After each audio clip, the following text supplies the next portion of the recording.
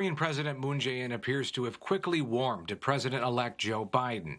They held their first phone call this week. President Moon asked Mr. Biden to cooperate on ridding the Korean peninsula of nuclear weapons and establishing lasting peace. With less than 2 years left in office, it's clear Mr. Moon wants to push Washington to get talks back on track with North Korea. But that push was largely misplaced because as clearly demonstrated throughout the election, the absolute top priority for the United States government and its people is to cope with the COVID-19 outbreak and salvage its economy from further crisis. President Moon did offer to help the U.S. in its fight against the pandemic. South Korea has had one of the most successful response plans to the virus. Dr. Bong says it would have been a mistake to focus only on Mr. Moon's North Korea goals. It's like your house is on fire, but your neighbor approaches you with a suggestion that we should go together to the mountain to hunt the tiger.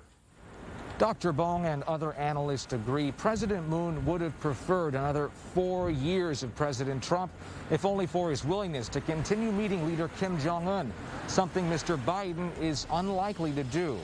Japanese Prime Minister Yoshihide Suga has also had his first phone call with Mr. Biden. The Japanese government, I think, is at this particular time cautious but delighted in public that President Biden or President-elect Biden will be coming into office January 20th. Dr. Nagy says Japan likely appreciated President Trump's hardline on China, but ultimately Tokyo is looking for someone who's more strategic. I think it's clear that President Trump saw the alliance as a burden rather than an investment that's not only an investment in Japan, but an investment into the United States.